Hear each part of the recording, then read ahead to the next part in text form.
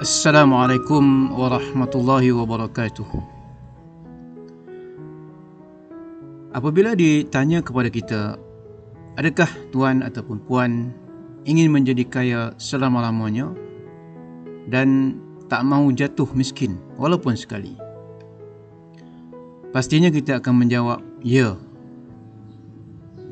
Tapi bagaimanakah caranya untuk kita menjadi kaya selama-lamanya dan tidak sesekali akan jatuh miskin? Pastinya banyak jawapan yang akan kita berikan, terutamanya daripada perspektif kekayaan harta dunia. Mungkin ada yang menjawab, mereka akan memastikan harta kekayaan mereka dijaga dengan baik dan akan melabur sebanyak-banyaknya dalam pelaburan yang pasti mendapat untung. Namun begitu, kita tidak dapat memastikan pemilikan harta itu kekal selama-lamanya, kerana kita akan mati akhirnya dan pastinya akan menjadi miskin kerana harta kita tidak dapat dibawa ke kubur, malahan akan diambil atau diwarisi oleh orang lain. Oleh itu, tidak ada peluang sama sekali untuk kita menjadi kaya selama-lamanya dan tidak sesekali akan jatuh miskin di dunia ini.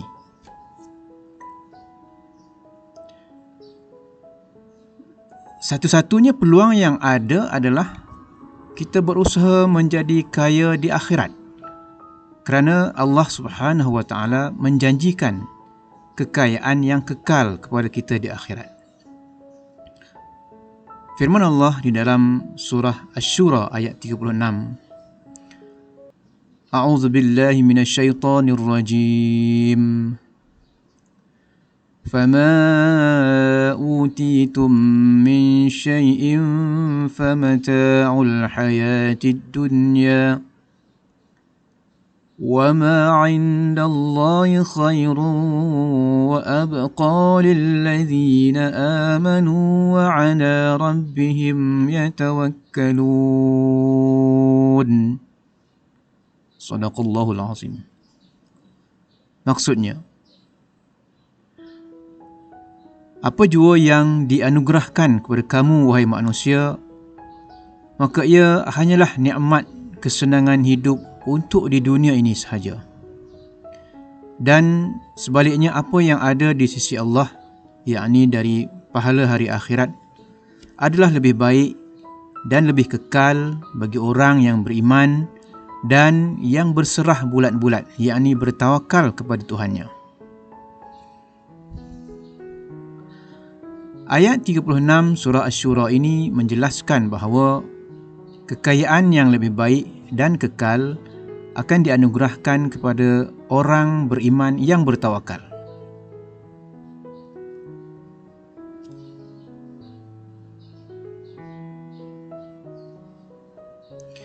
Persoalannya, bagaimanakah orang beriman yang bertawakal ini mampu memperolehi ganjaran kekayaan yang lebih baik dan kekal di akhirat yang dijanjikan oleh Allah ini?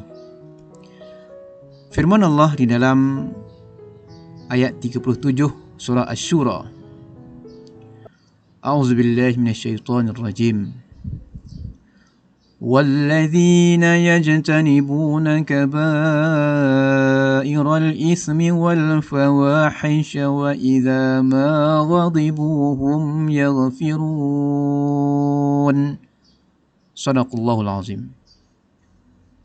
Maksudnya, dan orang yang beriman dan bertawakal itu adalah mereka yang menjauhi dosa-dosa besar serta perbuatan yang keji, dan apabila mereka marah, mereka memaafkannya. Seterusnya firman Allah di dalam ayat 38 surah Asy-Syura, A'udzu billahi minasyaitonir rajim. والذين استجابوا لربهم وأقاموا الصلاة وأمرهم شورى بينهم ومما رزقناهم ينفقون. Sadaqallahul Azim. Maksudnya, dan orang yang beriman dan bertawakal itu adalah mereka yang menyahut perintah Tuhan mereka serta mendirikan sembahyang dengan sempurna. Dan dalam segala urusan mereka, mereka bermesyuarat sesama mereka. Dan mereka pula mendermakan sebahagian dari apa yang kami berikan kepada mereka. Di dalam ayat 39 surah Asy-Syura Allah berfirman, A'udzubillahi minasyaitonirrajim. وَالَّذِينَ إِذَا أَصَابَهُمُ الْبَغْيُ هُمْ يَنْتَصِرُونَ. Sadaqallahul Azim. Maksudnya, dan juga orang yang beriman dan bertawakal itu adalah orang-orang yang apabila ditimpa sesuatu perbuatan zalim, mereka hanya bertindak membela diri, yakni sepadan dan tidak melampaui batas.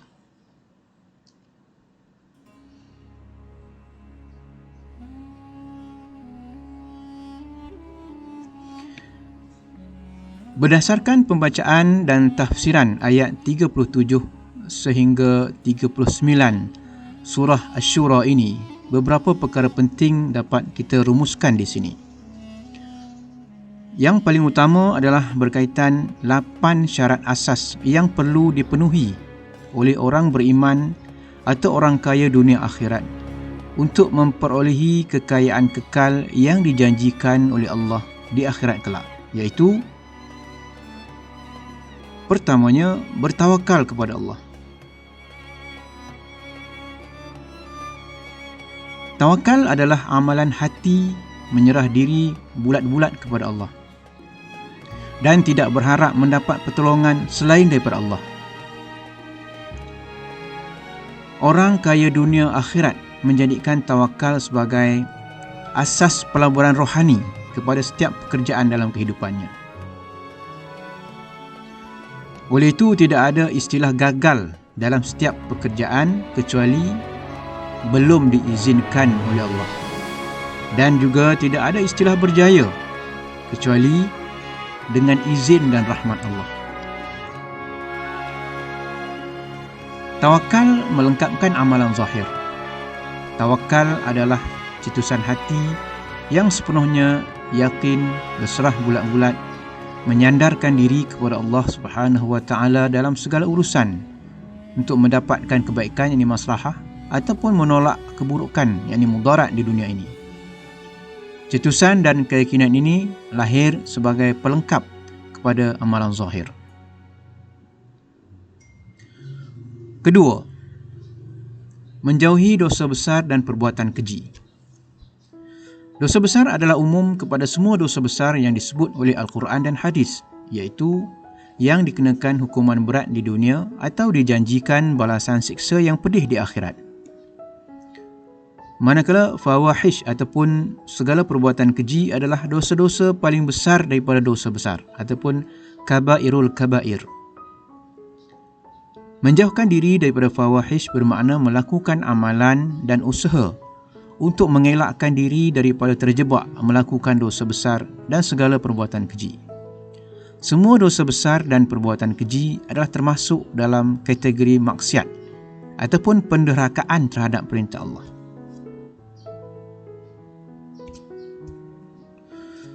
Ketiga, sabar dan pemaaf ketika marah. Sememangnya sangat mudah untuk mengamalkan sifat sabar ketika kita berada di dalam keadaan tenang. Sebaliknya, amatlah sukar untuk mengamalkan sifat sabar ketika kita berada di dalam keadaan marah. Apatah lagi untuk memaafkan orang yang menyebabkan kemarahan kita.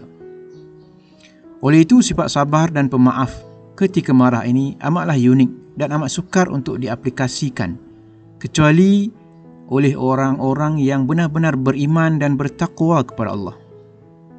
Rasulullah SAW bersabda yang bermaksud, orang kuat itu bukanlah orang yang kuat bergusti Akan tetapi, orang yang kuat adalah orang yang dapat menahan dirinya ketika marah. Hadis riwayat Al-Bukhari. Keempat, amat peka dengan perintah Allah, baik suruhan maupun larangan. Orang kaya dunia akhirat, iaitu orang beriman dan bertawakal ini, akan gemetar hati mereka apabila diseru nama Allah dan disebut tentang kehebatannya.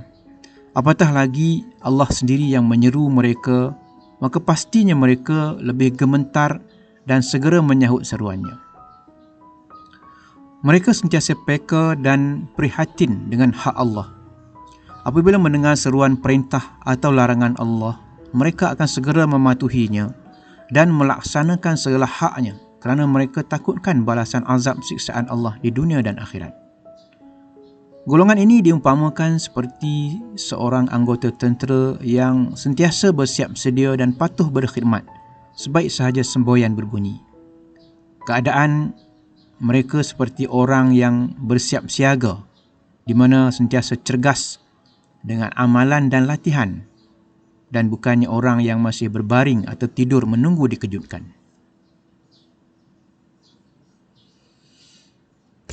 Kelima, mendirikan sembahyang dengan sempurna.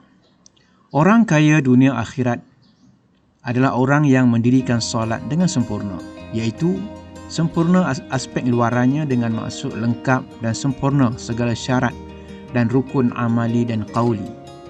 Dan yang keduanya, sempurna aspek dalamannya dengan maksud lengkap dan sempurna rukun batinnya, seperti ikhlas niat dan tujuannya, khusyuk dalam penghayatannya, serta mampu menghalang daripada perkara fahsyak dan mungkar apabila mereka mendirikan solat. Keenam, mengutamakan amal jamaah.